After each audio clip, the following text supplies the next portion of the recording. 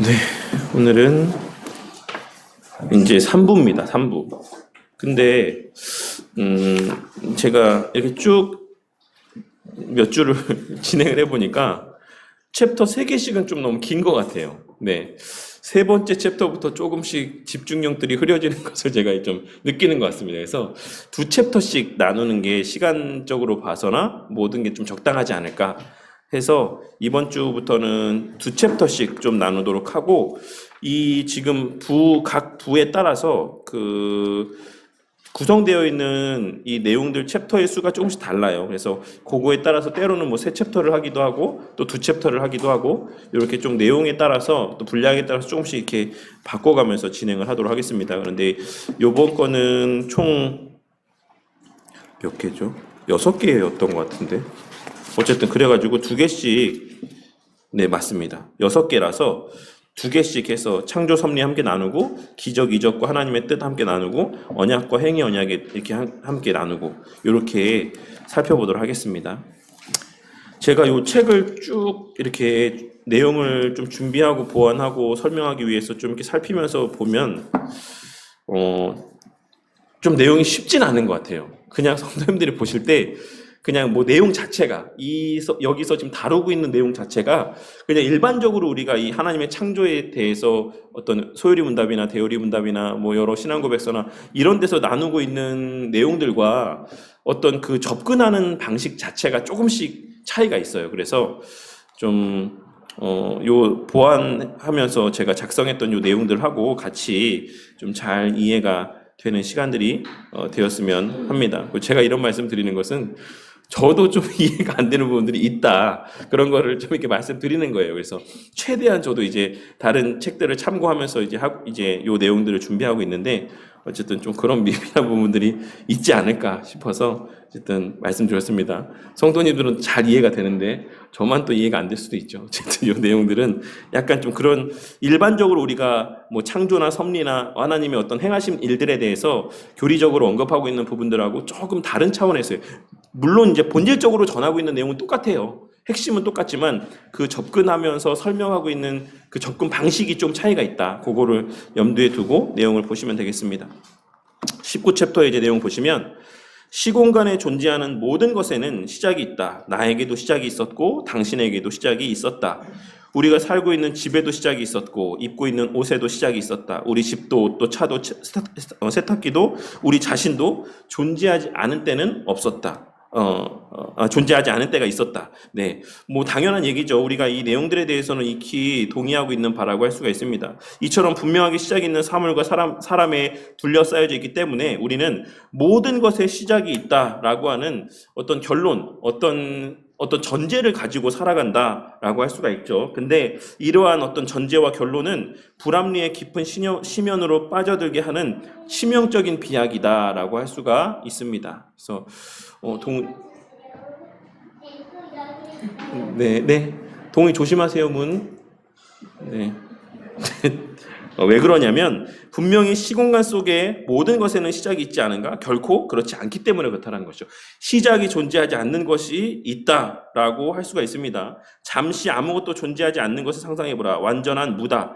과학과 논리의 절대 법칙은 엑스 니힐로 니힐 피트라고 합니다. 저도 처음 들어본 얘기예요. 어쨌든 이거 내용들 보시면서 아무것도 없는 데서는 아무것도 나오지 않는다. 이것이 이 하나의 중요한 어떤 법칙이라고 합니다. 과학에 있어서.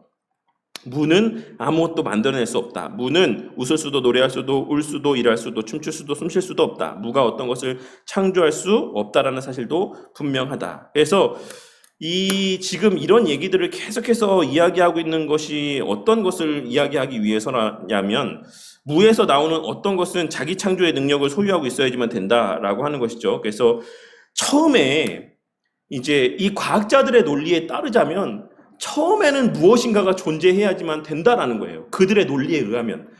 근데 그렇게 되려면은 이제 그것에 또 시작이 있어야 되고, 이제 이런 이제 자기의 순환 논리의 모순에 빠지게 된다라는 점들을 계속해서 얘기하고 있는 것이다라고 할 수가 있습니다. 그래서 이 비모순의 법칙에 스스로가, 그러니까 하나님의 존재를 인정하지 않게 되면, 그러니까 이 창조주, 원래부터 존재했던 어떤 절대 창조주나 절대 존재에 대해서 인정하지 않으면 이 과학자들은 이 비모순의 법칙에, 그러니까 논리, 모순에 빠지게 된다라는 것이죠. 그러니까 A면서 동시에 A가 아니다라고 하는 이 비모순의 법칙을 어기는 행위를 스스로가 나타내 보일 수밖에 없게 된다라는 것을 이야기하고 있는 거예요. 그래서 과학자들이 이야기하는 것이 아주 논리적인 것 같이 보이지만, 과학자들이 이야기하는 것들이 너무 다 합리적인 것 같이 보이지만, 실제로 그들의 그와 같은 논리의 근거에서 이 만물의 기원에 대해서, 처음에 창조되었던 때에 대해서 이런 것들을 곰곰이 계속해서 파헤쳐 들어가 보면 그들 스스로도 자신의 논리들을 입증하지 못하는 모순에 빠지게 되고 만다라고 하는 것을 좀 여러 가지 그들의 어떤 용어들을 사용해서 이야기하고 있다라고 할 수가 있습니다. 그래서 그러므로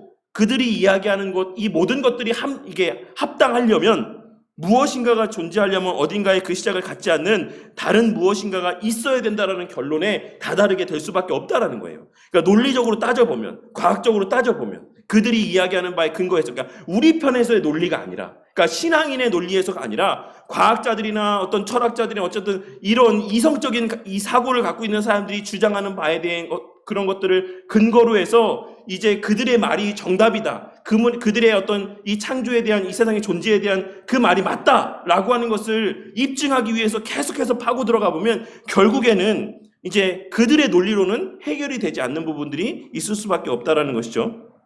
그래서 이 전제가 무엇인가는 존재해야지만 된다라는 것이 가장 큰 대전제가 되어야지만 된다라는 것이에요.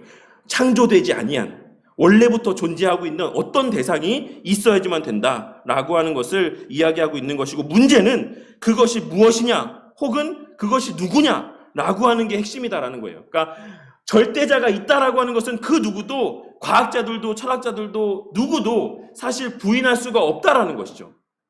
아시겠습니까? 그들의 논리에 따르자면, 그들이 주장하는 그 과학적인 사고와 논리적인 사고에 근거하면 제일 처음에는, 태초에는 무엇인가는 존재하고 있어야 된다라고 하는 결론에 다다를 수밖에 없는데, 문제는 그게 뭐냐? 그게 뭐냐? 그래서 과학자들이 이야기하는 거는 뭐죠? 저도 잘은 모르니까, 과학을 전공하지 않아서, 문과거든요, 저도. 근데 그게 제가 알기로는 암흑 물질이라고 하는 흑암의 물질이라고 하는 거, 태초에 존재하는 어떤 물질, 뭐 그런 이야기들을 하더라고요. 그래서 왜 과학자들이, 뭐 천체 물리학자들이나 뭐 과학자들이나 왜 그거를 계속 찾잖아요. 그 입자를 핍이라고 하나요? 제가 이런 용어를, 예? 뭐 어쨌든 뭐 그런 아주 태초의 물질이 있었다, 뭐 이렇게 이야기를 하면서 그거의 어떤 그 무엇이 바로 그거다라고 이야기를 하는데, 우리는 이제 그렇지 않죠. 진지한 학자들 중 다수가 무엇, 태초에 존재하고 있는 이 무엇에 대한 답을 우주에서 얻을 수 있다라고 믿는다. 그들은 칼 세이건이 그러했던 것처럼 이야기하고 있는데, 이 칼 세이건이라는 사람이 어떤 사람인지에 대해서는 요 밑에 그 나눠드린 유인물 각주의 밑에 적어놨어요. 그래서 저는 사실 이 칼 세이건이라고 하는 사람 잘 모릅니다. 근데 이 코스모스라고 하는 책은 제가 들어본 적이 있었던 것 같아요. 이 칼 세이건이라고 하는 사람이 썼던 책. 근데 이 칼 세이건이 이야기했던 이 내용들 가운데에는, 그러니까 이 사람이 이제 많은 어떤 그런 기원에 대해서, 또 우주에 대해서 어떤 많은 주장들을 하고 많은 영향력을 끼쳤다라고 합니다. 그런데 이 칼 세이건이라는 사람도 사실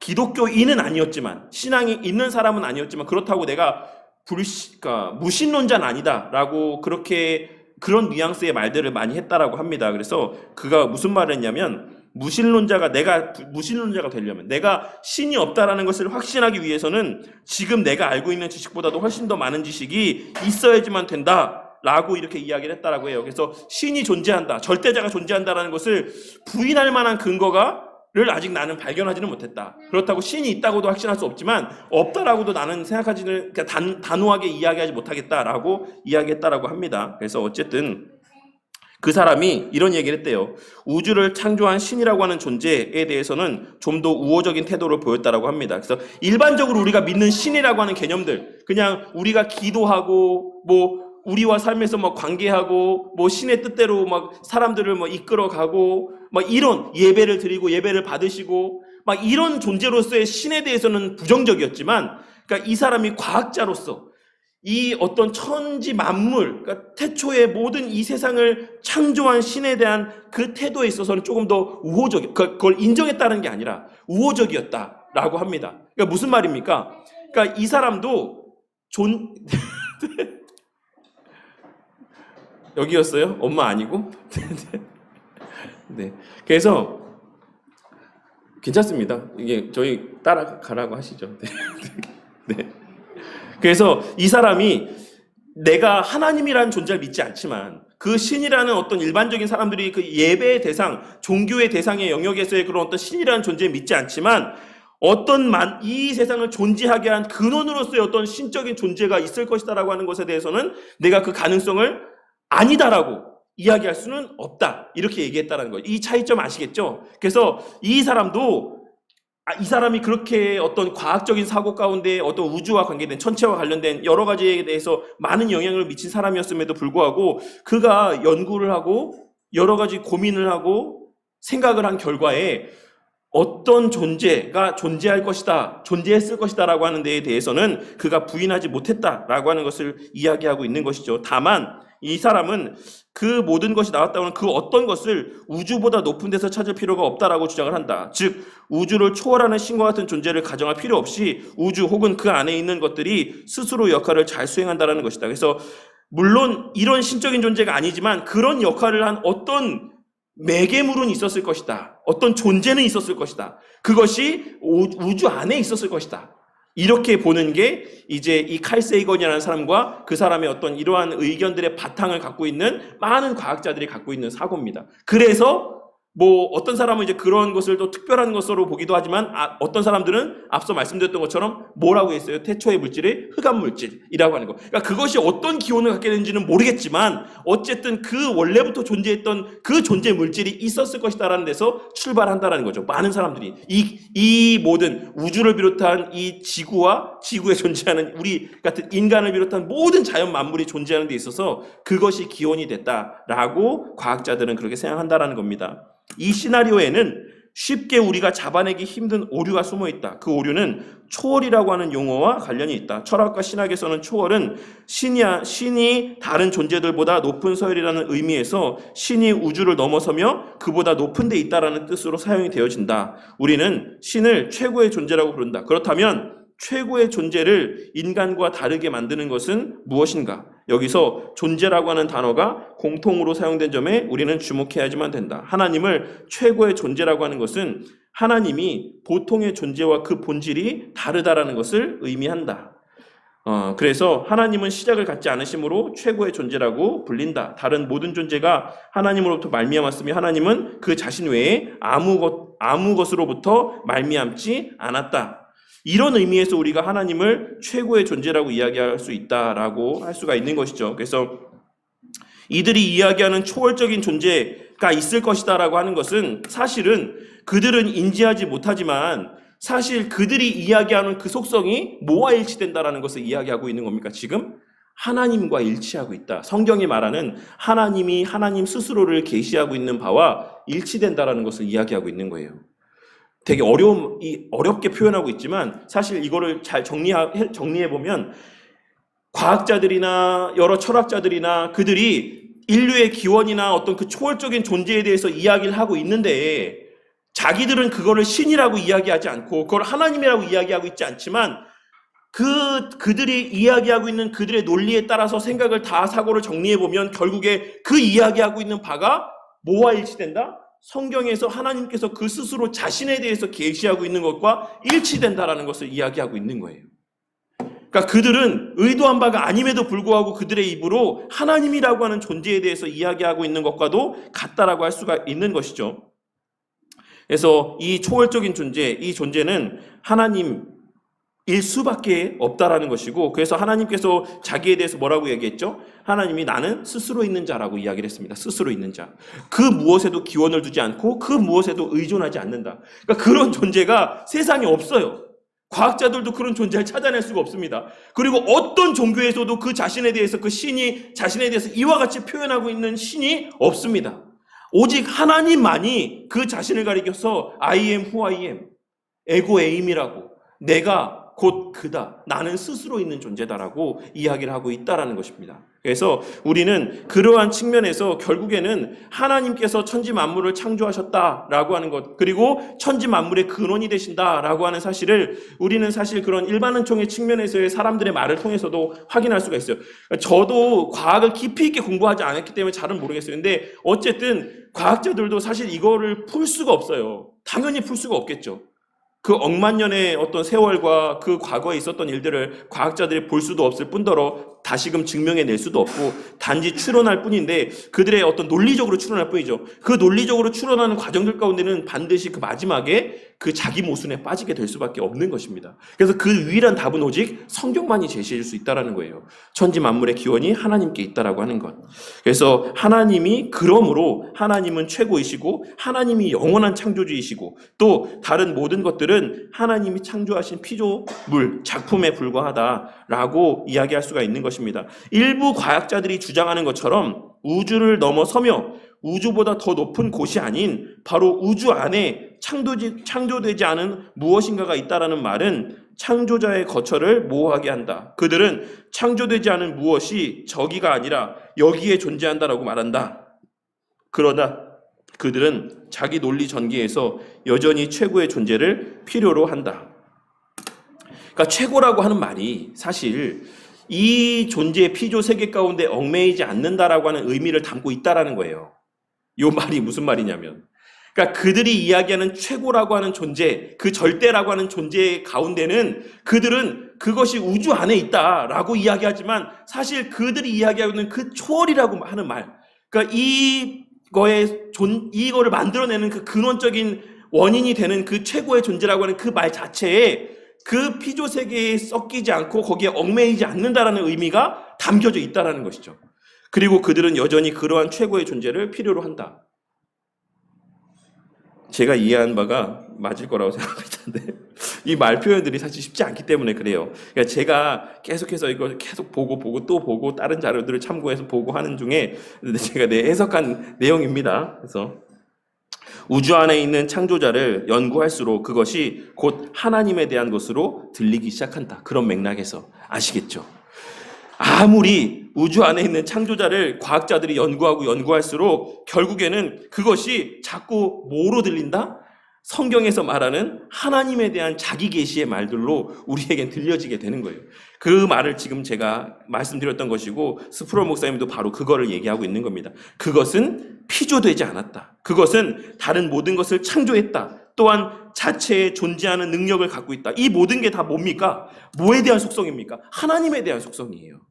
그러니까 그들이 태초의 물질, 그들이 그것을 흑암물질이라고 부르던 또 다른 뭐라고 부르던 간에 어쨌든 그들이 이야기하는 인류의 기원이자 세상 만물의 기원이라고 하는 그것에 대해서 그들이 그게 그 일을 하려면 그 존재는 이러이러한 속성을 갖고 있어야 된다라고 지금 과학자들이 하는 말을 얘기하는 겁니다. 아시겠죠? 그 존재는 내가 그게 신인지 하나님인지 모르겠지만 이 모든 세상이 그 원인으로 말미암아 시작되려면 그 원인은 어때야 된다? 그 원인은 피조됐으면 안 된다.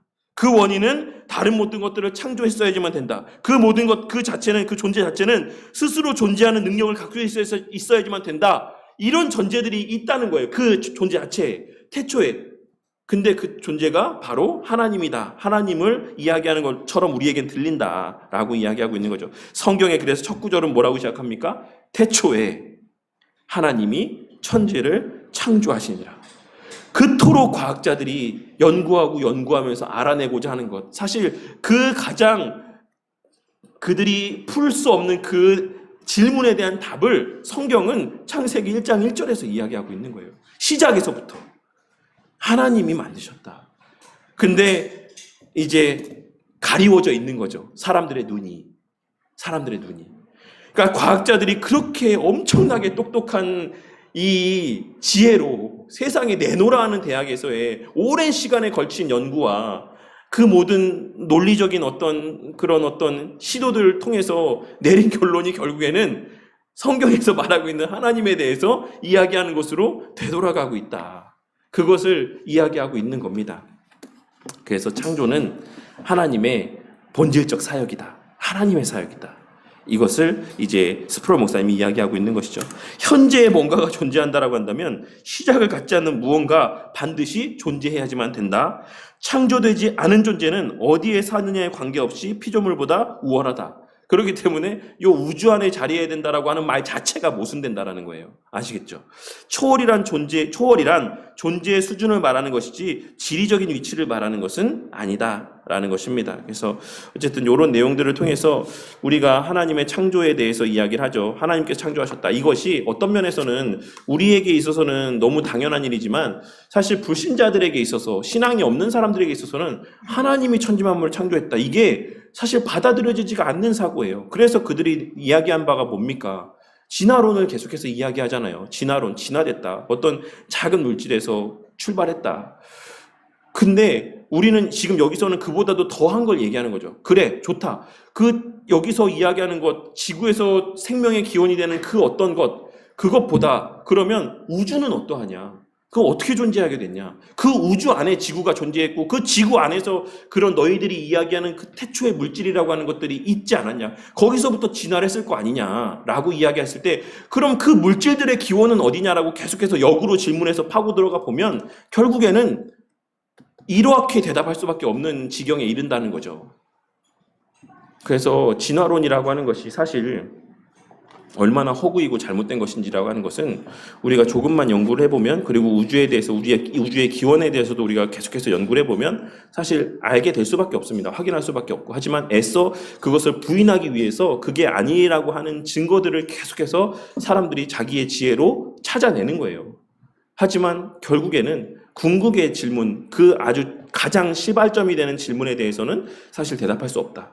그것은 오직 성경만이 알려줄 수 있다라고 하는 것을 우리가 이 내용을 통해서 다시 한번 확인할 수가 있습니다.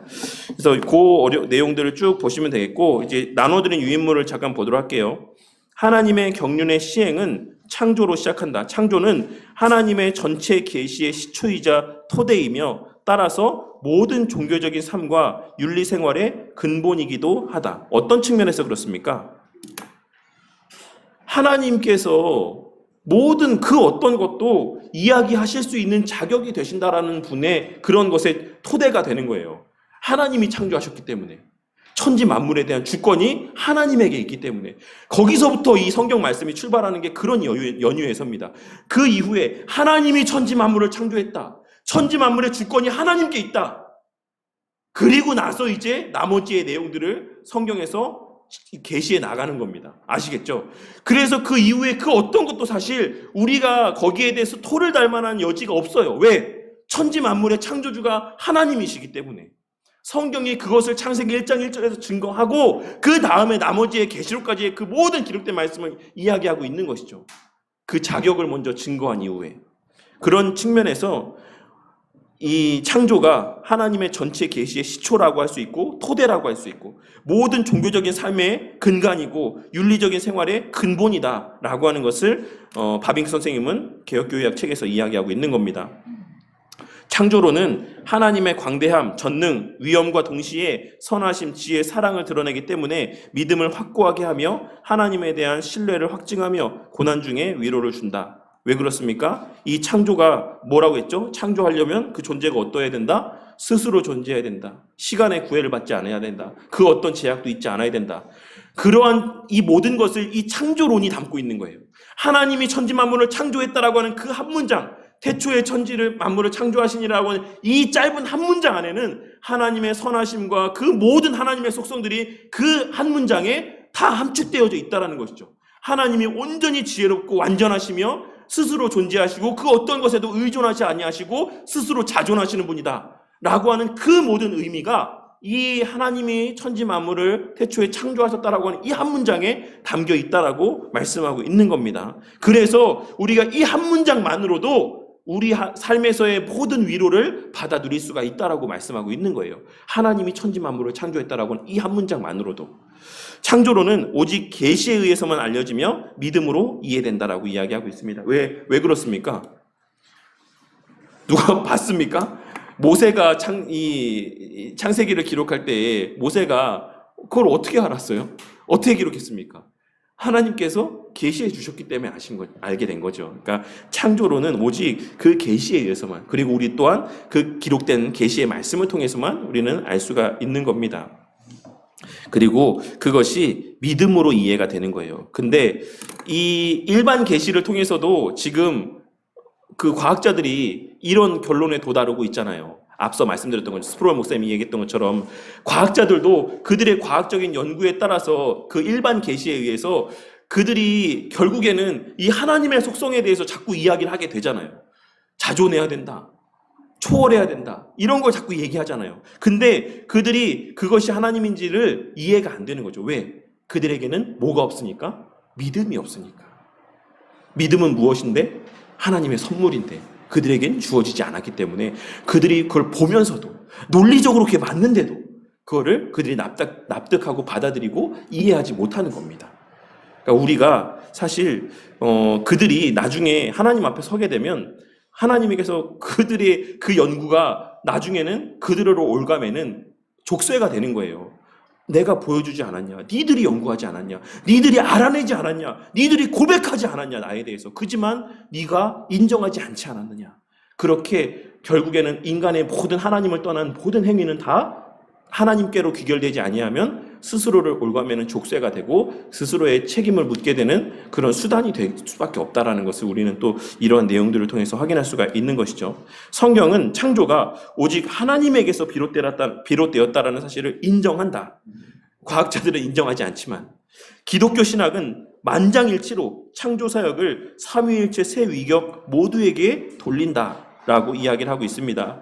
그래서 이 기독교 신앙 안에 있는 모든 감리교든 어떤 신앙이든 간에 기독교라고 하는 이 틀 안에 있는 모든 우리 형제들은 무엇을 인정한다? 성삼위 하나님의 천지만물의 창조를 인정한다. 그러면 결국 이것은 우리의 근본 교리에 해당되는 것이다라고도 할 수가 있는 것이죠. 이걸 부인하는 자들은 결국 우리의 형제라 할 수가 없는 겁니다. 네. 창조의 모든 것이 성부로부터 성자를 통하여 성령 안에서 동시적이다. 그런 측면에서 이 창조 사역은 삼위일체 사역입니다.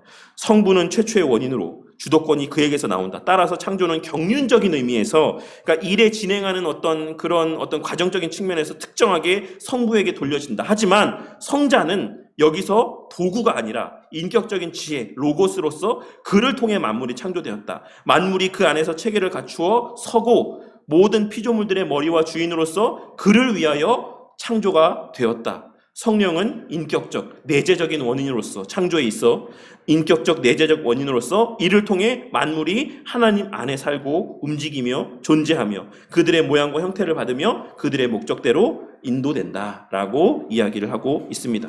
어거스틴 선생님은 이렇게 이야기했습니다. 세상은 시간 속에서 만들어진 것이 아니라 시간과 함께 만들어졌다.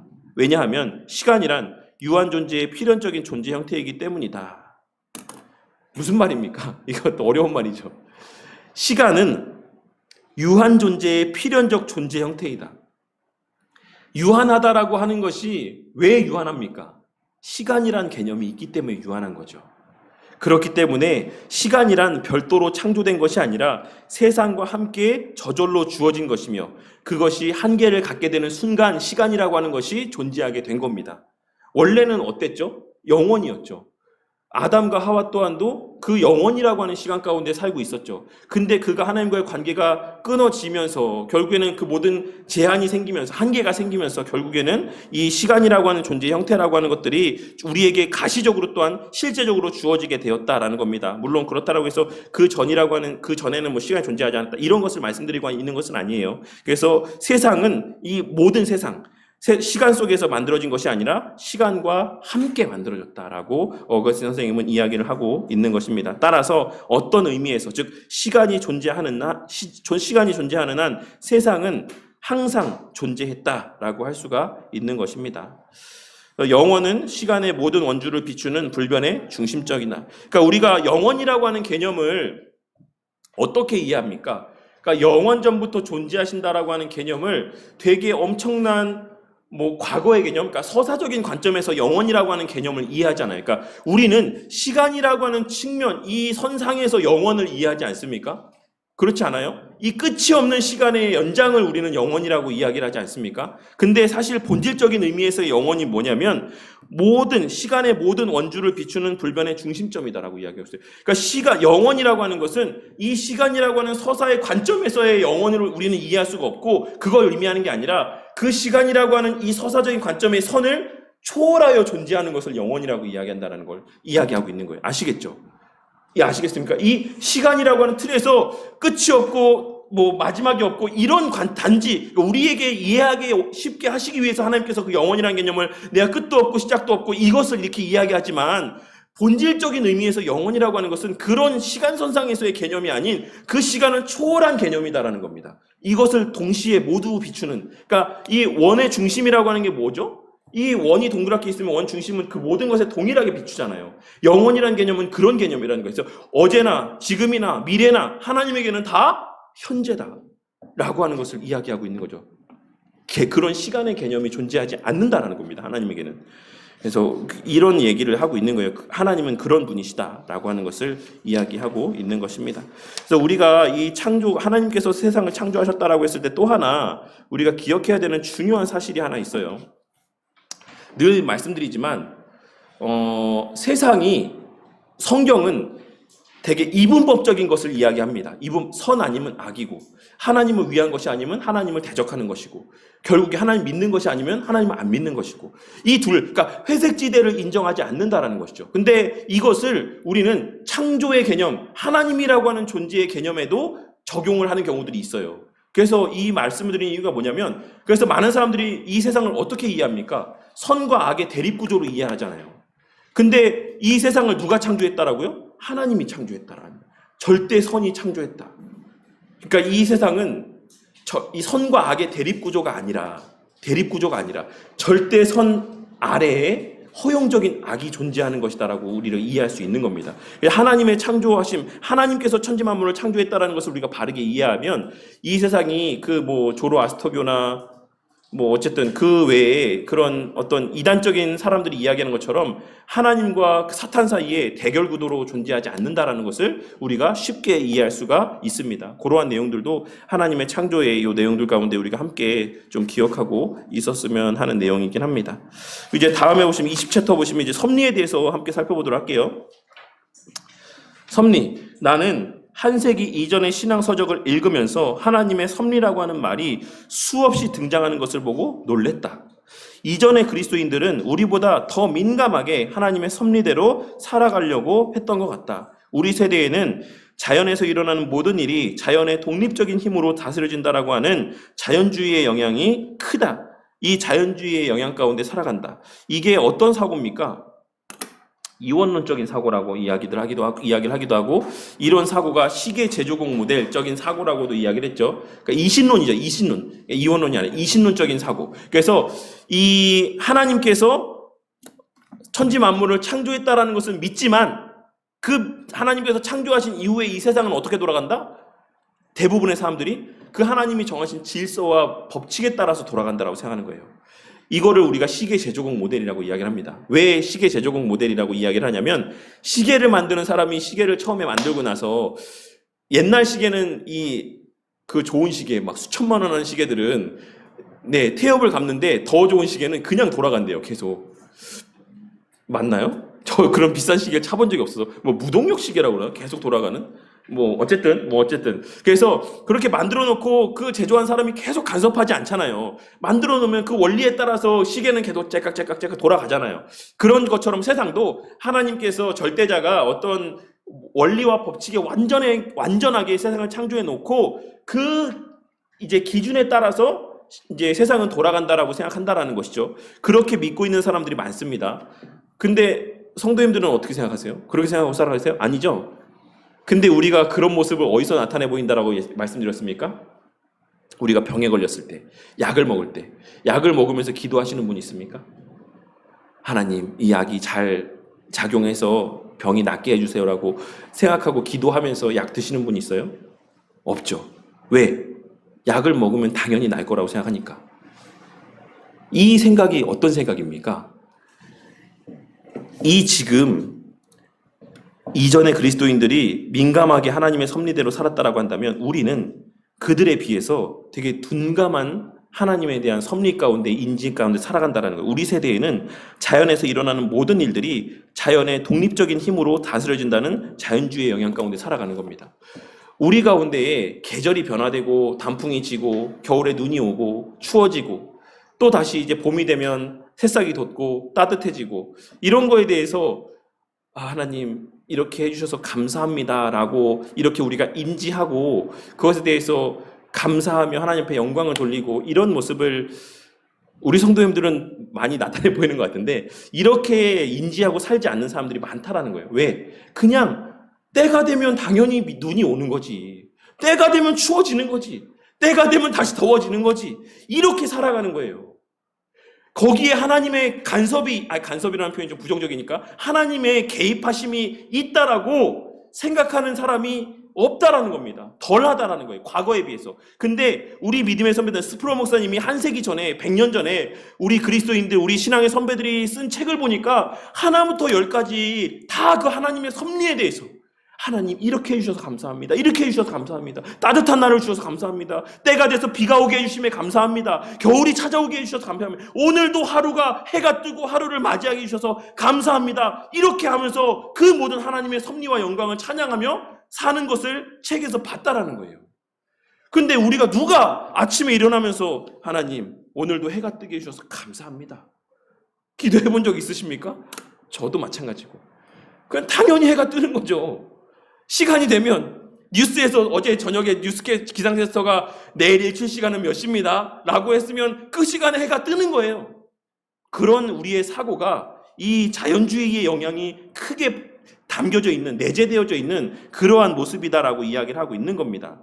섭리라고 하는 말의 어원적인 의미는 앞서보다 미리 내다봄, 미리 이렇게 그런 의미를 담고 있다라고 합니다. 이 섭리라고 하는 원래 어원이 이 내용이 개역교의학 책에도 써 있어요. 그대로. 그래서 섭리라는 말의 어원적인 의미는 앞서서보다 혹은 공급하다라는 의미이다. 이처럼 이 단어는 섭리교리의 깊은 의미를 전달하지는 못한다. 이 교리는 하나님이 단순히 인간사를 지켜보시는 이가 아니라는 의미다. 이 섭리라고 하는 의미는 근데 이제 섭리라고 하는 이 의미의 표면적인 의미는 그냥 지켜보다, 앞서보다, 미리 보다라고 하는 의미만 담고 있다라는 것이죠.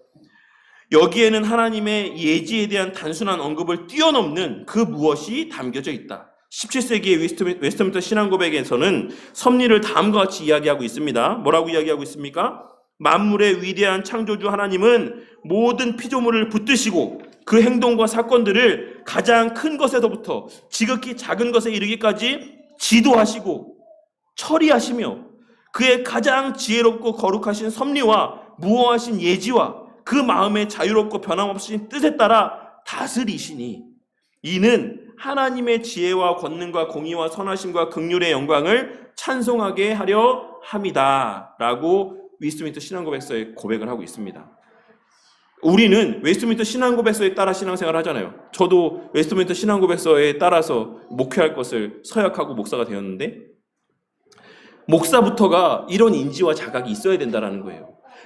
우리 삶에서의 정말 그 참새에 관한 것부터 아주 큰 대통령이 세워지고 한 나라가 흥망성쇠를 이루는 그 모든 것들까지도 다 누구의 다스림이고 누구의 개입하심이다? 하나님의 개입하심이다라는 것이에요. 그냥 저절로 되는 일이 아니다라는 것이죠. 그런 측면에서 제가 늘 말씀드리지만 많은 사람들이, 많은 역사학자들이 미국이라고 하는 나라의 역사에 대해서 연구를 하고 로마라고 하는 나라의 역사에 대해서 연구를 하고 또 그 외에 여러 이 세상에서의 패권을 쥐었던 나라들에 대해서 연구를 합니다. 근데 그 연구가 사실 의미가 있을까요? 어느 정도의 유익은 있겠죠.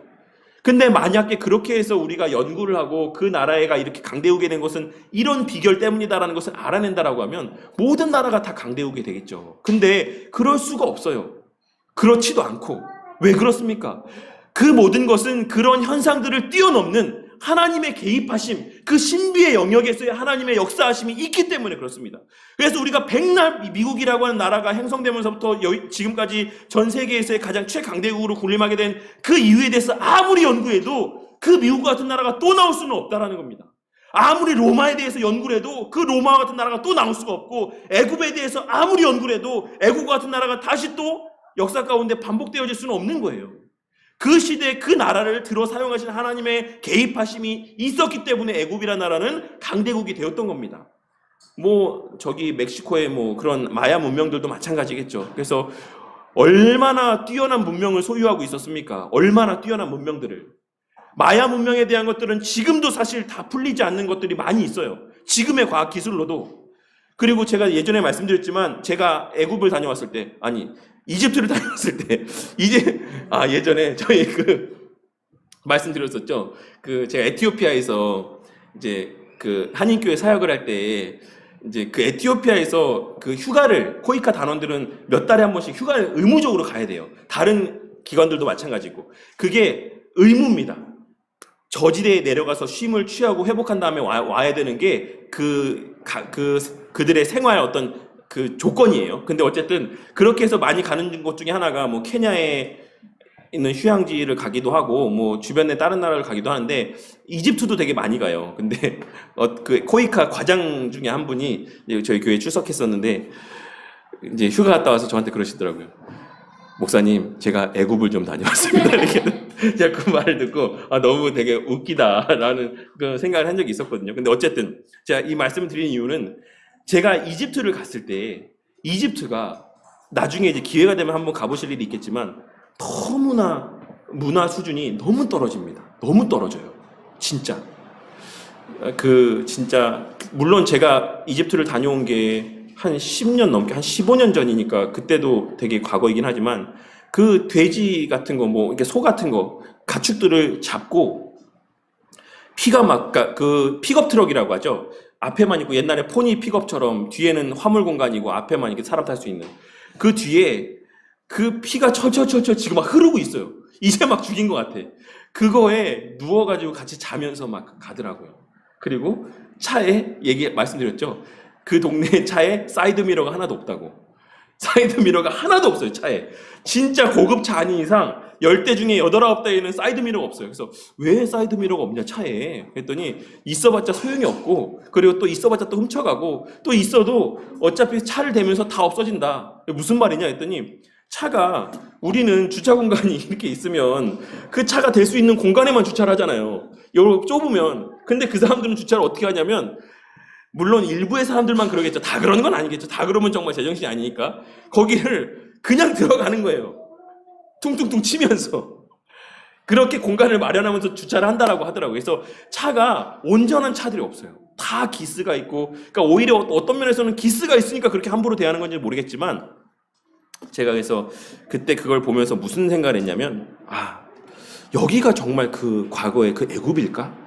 정말 이방인들과는 식사하는 것조차도 불결하게 여기며, 자신의 구별됨을 이야기하며, 온갖 문화의 어떤 번영과 문자와 찬란한 문명을 나타냈던 애굽이 맞을까? 이런 생각을 제가 했거든요. 그 당시에. 제가 그때 전도사였는데, 신학교 2학년이었는데 그런 생각을 제가 했었습니다. 그러니까 그 당시에 왜 애굽이 그러한 번성한 국력을 소유할 수 있었을까? 여기서 우리가 확인할 수 있는 거예요. 그 당시에 하나님께서 애굽에서 하나님의 백성들을 양육하시기 위함이었습니다. 풍성한 물자들과 번성한 어떤 문명들과 고도로 발달한 학적인 부분들은 결국에는 누구를 위함이다?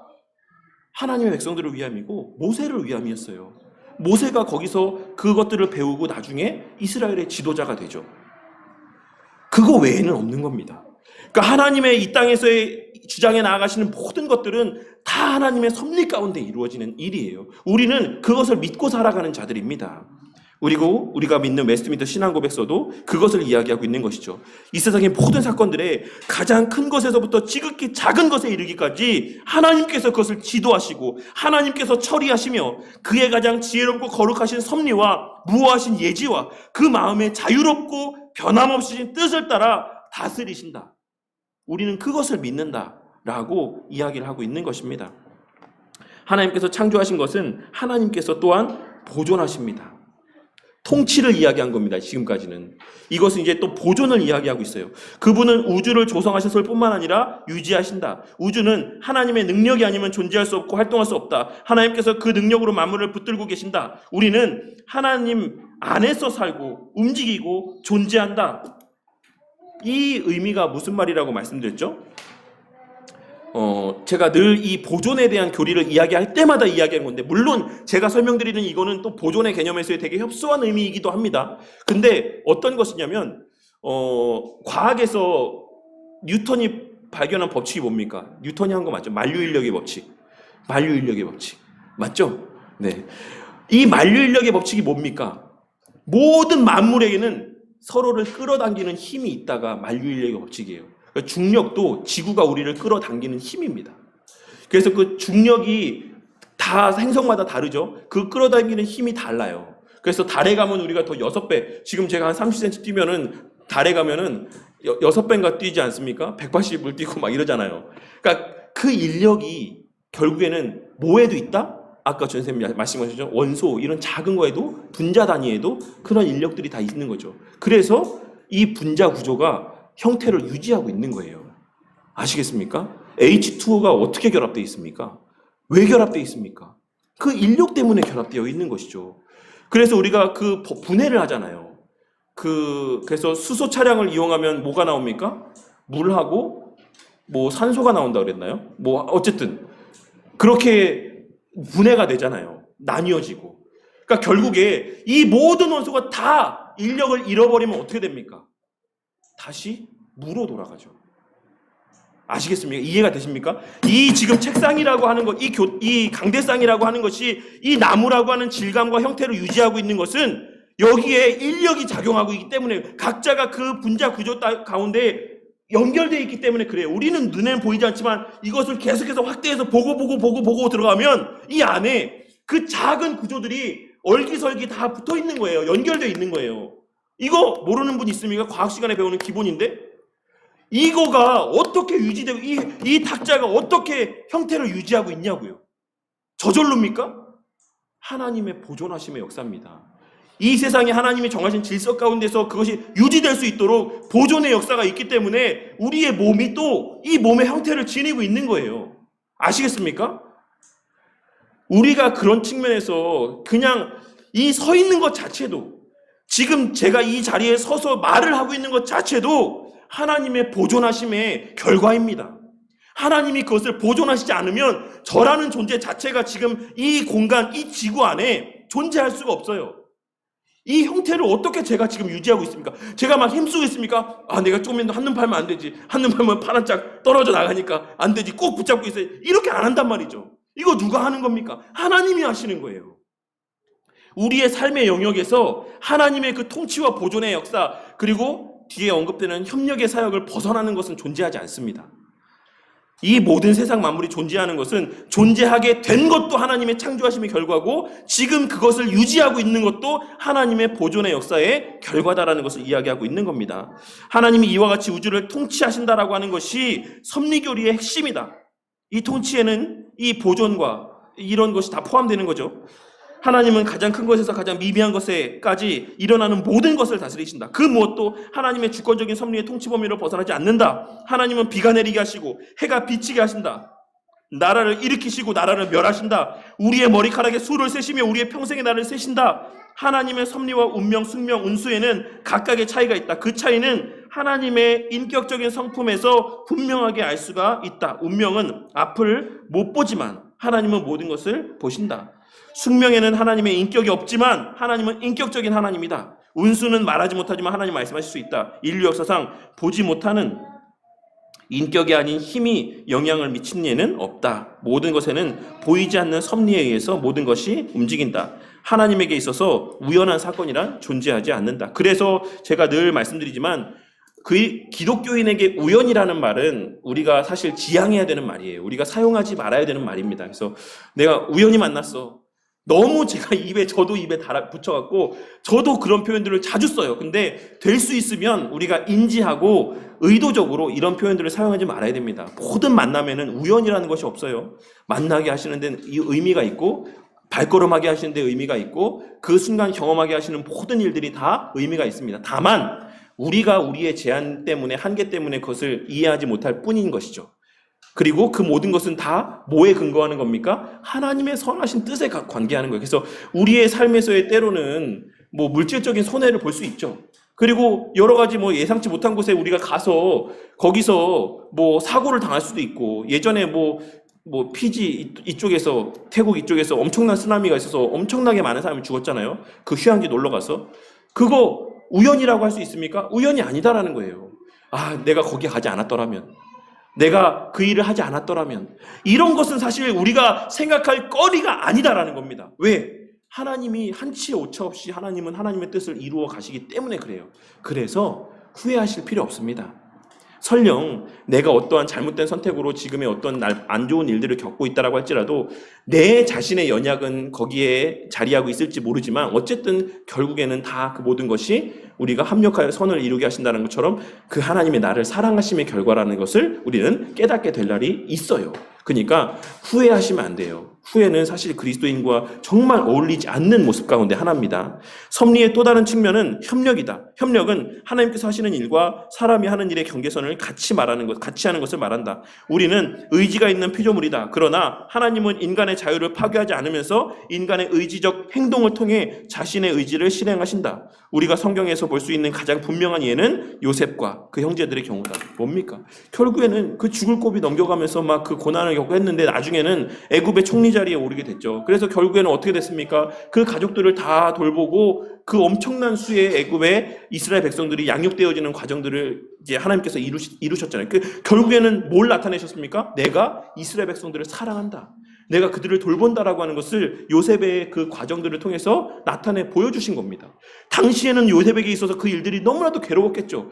다른 사람도 아니라 내 형제가 나를 죽이려 하고 나를 팔아넘기고 그런 시간들이 힘들었겠지만 결국에는 그것이 하나님의 선을 이루기 위한 과정이었다라는 사실을 나중에 요셉이 고백하게 된다라는 것입니다. 하나님의 구속의 섭리는 사악한 행동을 통해서도 이루어질 수 있다. 인간이 범한 가장 극악한 범죄는 가롯 유다가 예수 그리스도를 배반한 것이죠. 그러나 그리스도의 죽음은 역사의 우연한 사고가 아니었다. 이것은 하나님의 확고한 의도였다. 유다의 사악한 행동은 역사상 가장 놀라운 일, 곧 속죄를 이루도록 도왔다. 가장 사악한 일이 가장 영광스러운 결과를 초래하게 됐죠. 이게 하나님 하시는 오묘한 진리고 섭리입니다. 우리는 이해할 수 없죠. 사단은 끊임없이 방해를 하려고 해요. 사단은 끊임없이 예수님을 죽이면 하나님의 역사가 이루어지지 않을 거라고 생각했을지 모르겠습니다. 하지만 그럼에도 불구하고 그 예수님의 십자가 대속의 사역을 통해서 가장 극치의 하나님의 영광스러운 하나님의 뜻이 성취가 되게 되었죠. 우리가 이날을 성금요일이라고 부르는 것도 우연이 아니다라고 할 수가 있는 겁니다. 그래서 섭리는 주로 하나님의 피조물 통치를 말한다. 하나님의 섭리의 빛 아래서는 숙명, 운명, 운수 이런 따위의 비인격적인 힘이 존재하지 않는다. 섭리에는 하나님께서 피조물의 의지를 통해 그의 뜻을 이루신다는 협력의 개념도 포함된다. 그래서 통치, 보존, 협력 이것이 하나님의 이 섭리에 포함되어지는 세 가지 요소입니다. 요 나눠드린 유임을 보시면 이제 여기에 언급되어 있지 않은 내용들을 몇 가지만 말씀드리고 마치도록 할게요. 하나님이 일곱째 날에 자신이 행했던 사역을 완성하셨을 때 하나님은 일곱째 날에 자신의 모든 사역으로부터 안식하셨다.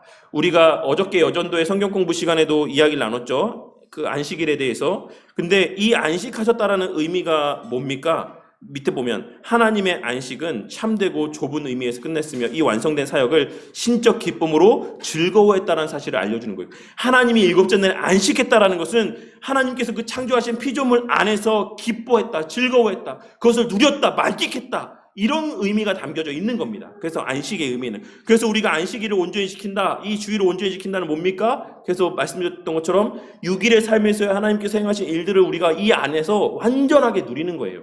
공동체적인 안에서 우리의 서로의 또 교제를 통해서. 그래서 성도의 교제도 은혜의 방편이라고 이야기할 수가 있는 겁니다.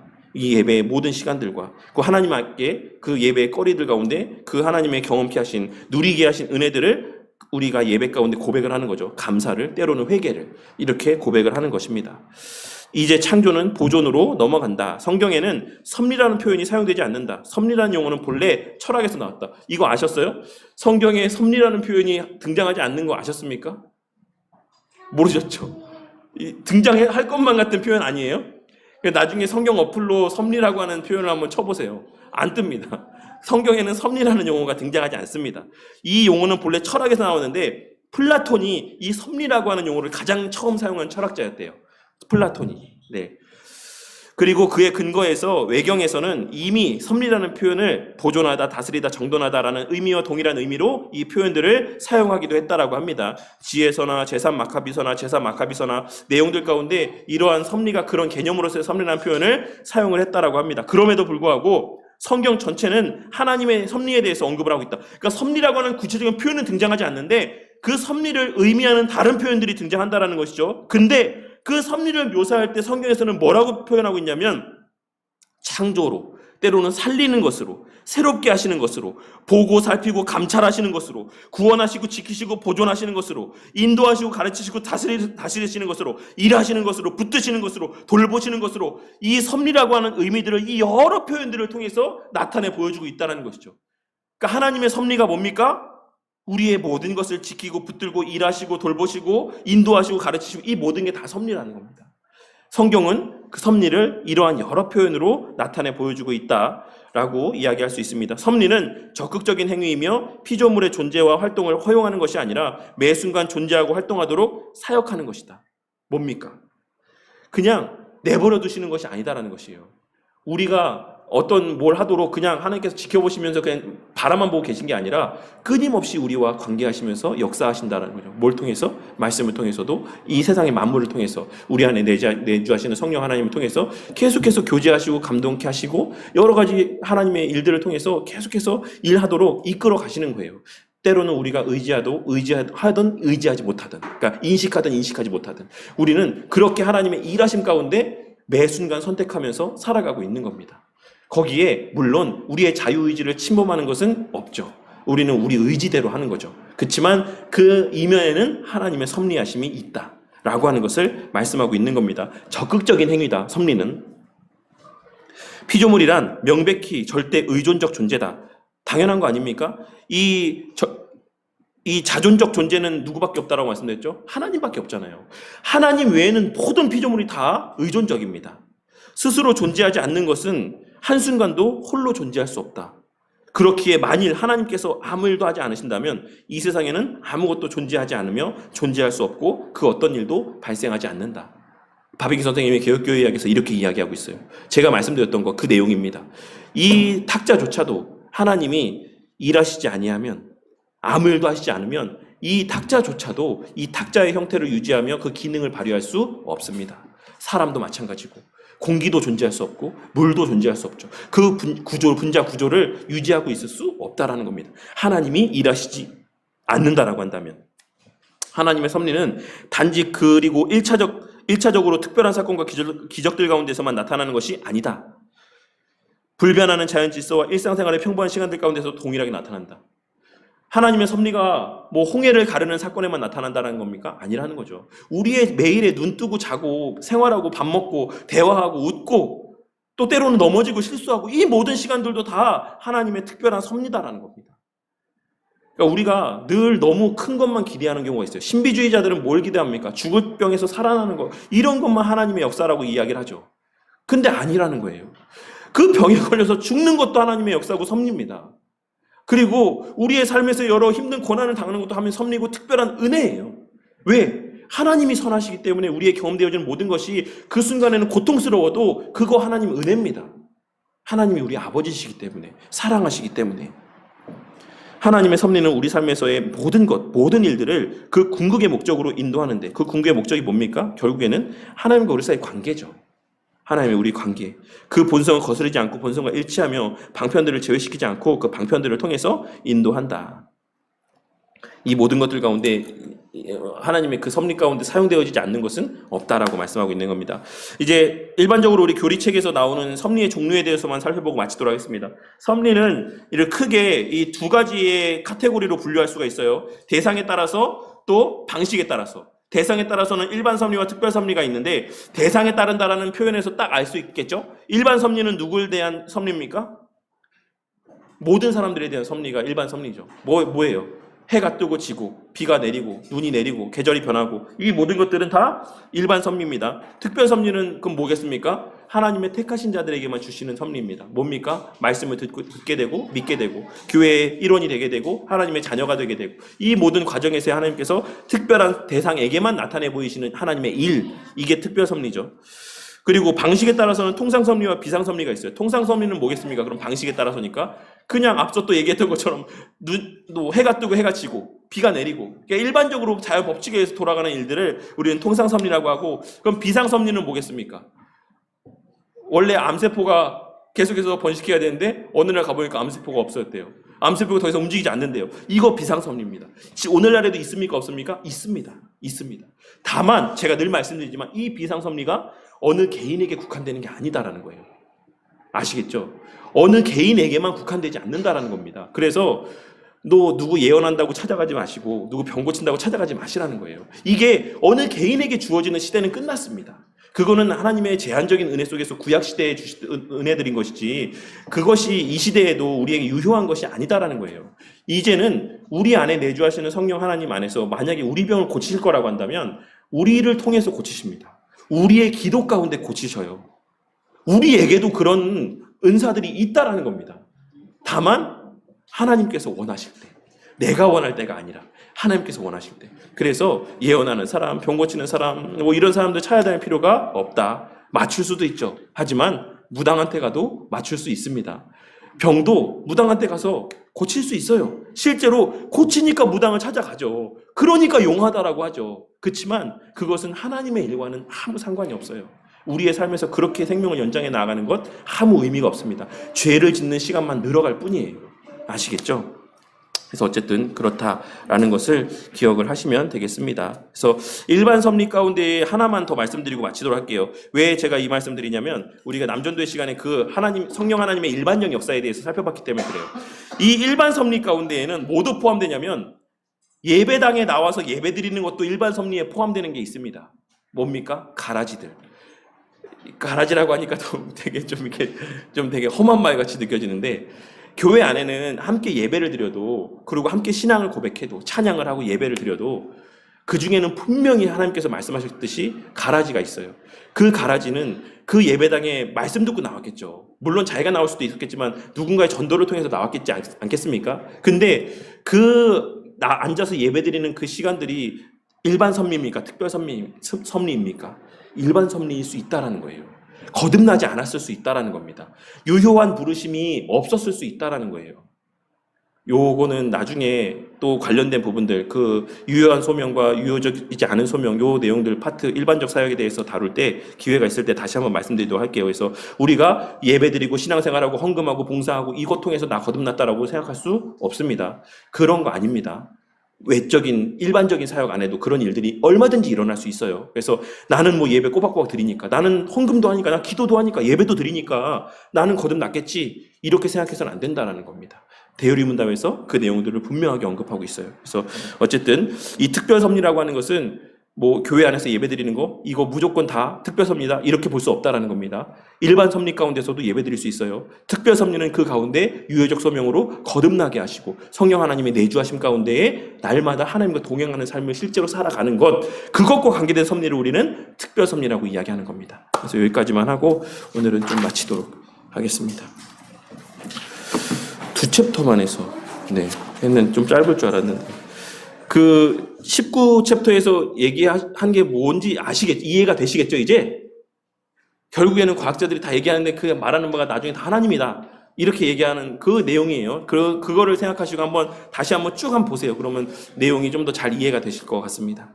제가 기도하고 마치도록 하겠습니다. 하나님 감사합니다. 오늘 이 시간 또 조금 어려울 수 있는 내용들이지만 그럼에도 불구하고 주님 은혜로 우리가 깨달아야 될 것들은 이 시간 다 깨닫게 하신 줄 압니다. 하나님의 일하심에 불완전함이 없고 실수가 없으신 줄 아오니 주님 이 시간에 우리에게 깨닫게 하신 것, 그 부분 안에서 우리가 또 만족하게 하시고 그 깨닫게 하신 분량만큼 또 살아갈 수 있도록 의지와 능력을 더하여 주시옵소서. 주님, 이 세상에 존재하는 모든 것들 가운데 하나님께서 창조하시지 않은 것이 없고 하나님의 주권이 미치지 않는 것이 없습니다. 이 세상에서 벌어지는 모든 일들 가운데 하나님이 일하시지 않은 데서 발생하는 일은 존재하지 않습니다. 주님, 이 사실이 우리에게 위로가 되게 하시고 소망이 되게 하여 주시옵소서. 때론 우리의 삶에서 정말 피하고 싶은 어려운 일들을 우리가 마주하게 될 때도 있지만 주님, 그 시간들조차도 하나님의 일하심의 결과인 것을 깨닫게 하여 주시고 우리가 하나님의 선하심을 믿고 확신한다라고 하면 주님, 그와 같은 정말 몸서리 쳐지게 고통스러운 시간들이랄지라도 할지라도 그 하나님의 선하심을 믿기에 그 시간들을 인내할 수 있게 하시고 그 시간들이 변하여 우리에게 선이 되게 하실 것을 기대하며 그 힘든 시간들을 잘 이겨내는 저와 우리 모두가 되게 하여 주시옵소서. 주님, 우리의 한날 한날의 삶이 기적이고 은혜입니다. 우리가 아침에 눈을 뜨고 해가 밝게 떠 있는 것을 목도하게 되는 것 자체가 하나님의 특별하신 일하심의 결과입니다. 어떤 특별한 일을 통해서만 하나님께 감사하려 하는 것이 아니라 매일의 삶 속에서 하루를 시작하고 하루를 끝맺음할 수 있는 것, 해가 뜨고 해가 지며 그 과정 안에서 가족들과 교제를 나누며 밥을 먹고 그렇게 하루를 보낼 수 있는 그 자체가 하나님의 특별한 일하심의 결과인 것을 깨닫고 늘 우리의 입술에서 감사가 끊이지 않게 하여 주시옵소서. 범사에 기뻐하고 감사하며 살아가는 저와 우리 모두가 되게 하여 주시옵소서. 이 한 주의 삶뿐만 아니라 앞으로의 우리의 이 땅에서 남아있는 모든 삶의 시간들 가운데 하나님께서 그러한 인지와 자각을 허락하심으로 그 어떤 상황 속에서도 사망의 음침한 골짜기 가운데서도 기뻐하고 감사하게 하실 줄 믿사오며 이 모든 말씀 우리 주 예수 그리스도 이름 받들어 기도드렸습니다.